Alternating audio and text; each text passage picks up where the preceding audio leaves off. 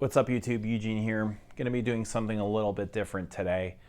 It won't be your typical fragrance review. Instead, we'll be looking at Acqua di Gio Profumo, discussing if it's real or imaginary. I've talked about Profumo many times on my channel. It's become this proverbial whipping boy.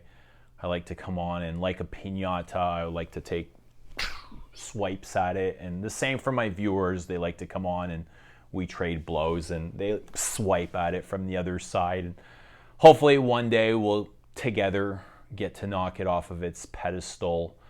We don't really believe it's as grand as it's made out to be, or it's all that fancy, but that's, it's nothing to do with Profumo. This is all a reflection of us and what we're dealing with on the inside. I'm sure Profumo is a great fragrance if you get to spend the time to know it, which I never have. I've never really invested the hours it takes to get to know a fragrance, but I've worn the top enough, or I've sprayed it enough to know that it's not really my thing. I don't find it all that interesting or unique, or it's not something I want to distract myself with.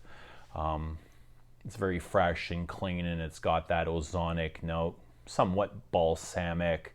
Not a fan of ozones. It's got that kalone, that fruity kalone, kind of like musty fruit. Smells like a bunch of things I can find around the house, cleaning products or glass cleaner, toilet scrub, Windex, that sort of thing. So I can scatter around the home and collect a bunch of things that probably smell like this.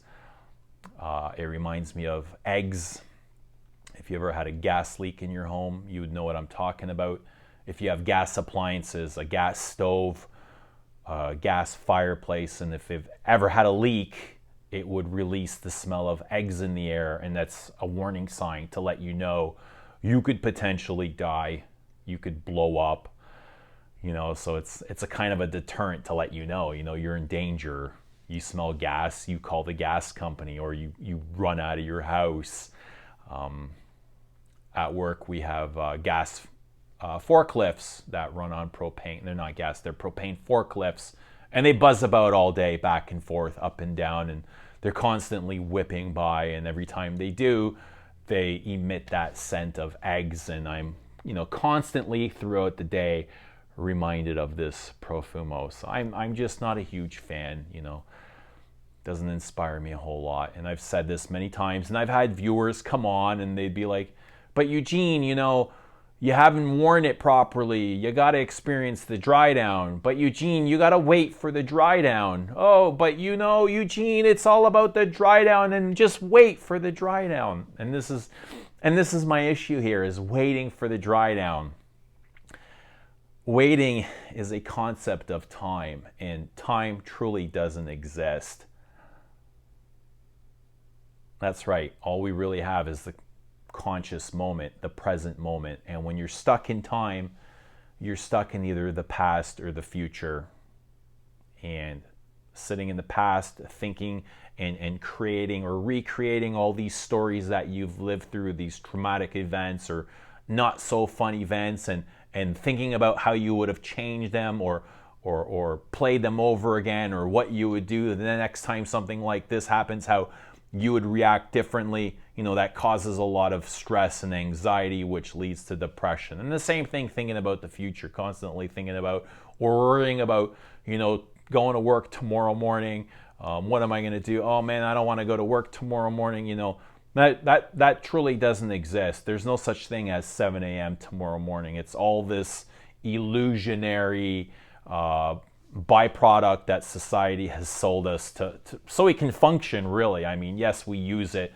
I'm not saying the clock doesn't exist or watches don't exist and there's no such thing as calendars, but it's all imaginary. The only place it truly exists is your imagination. Tomorrow morning, 7 a.m. never really comes. You're imagining yourself going to work tomorrow morning. And you're imagining yourself because you're stuck in that ego state of mind. You're removing yourself from the conscious moment, from this ever-present moment. And that's the only thing we ever will truly have, is this eternal moment. And I use, waiting for the dry down as a metaphor. So when you wait for the dry down, you're stuck in the ego mind. You take yourself out of consciousness, and that's where all your problems derive from. So waiting for the dry down, you're to blame all your depression on waiting for the dry down. You have stress and anxiety, waiting for the dry down. You have addictions, waiting for the dry down. You could be addicted to whatever, drugs, alcohol, women, sex, food, internet, porn, cable TV, biking, exercising. It's all due to the ego-ness of waiting for the dry down. And when you remove yourself from waiting for the dry down, you remove yourself from the context of thought. You can only be in one place, and that is in consciousness. When you find yourself in consciousness, you find yourself alive and present and connected to the rest of the universe. And when you're connected, you find love, you find God, you find beauty in Acqua di Gio. Acqua di Gio itself cannot smell. It doesn't have a nose. The only way it can observe itself is through us. So when you're in the conscious moment, when you're truly conscious, you become Acqua di Gio and you allow it to observe itself through you.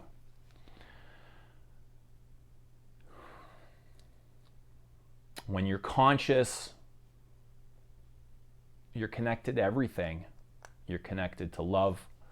You're connected to God. You're connected to yourself and all other beings. And consciousness is all there truly is. Everything else is imaginary. Thought. So I don't truly ever hate Acqua di Gio Profumo. My son wears Profumo and it smells brilliant on him and he loves it. And because I love my son, I love Profumo. And when I bash Profumo, when I take swipes at it, when I try and knock it off its pedestal, it's got nothing to do with Profumo.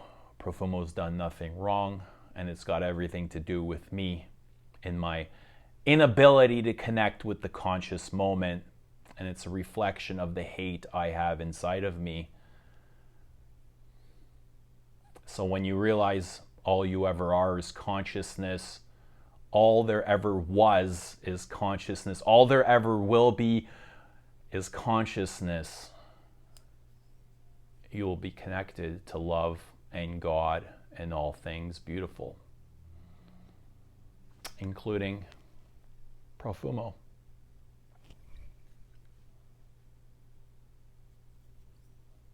That's all there is consciousness, this eternal moment, this everlasting conscious moment that connects us all to one another, to all things great and beautiful. So is Acqua di Gio Profumo imaginary?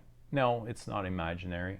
Time is imaginary, stuck in thought, the imagination of thought, the thought of, stress and anxiety, the imagination of stress and anxiety, all the problems you perceive to have, they're all imaginary because you're stuck in that thought. But when you remove yourself from thought, you remove yourself from all those imaginary problems. Wanted to share that with you all. Anyway, drop a comment down below, even if it's just an imaginary comment.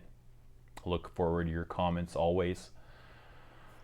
A reminder to those that need to hear it: you are loved, you are worthy, and you are perfect just the way you are. Thank you all for watching, and we will see you again soon.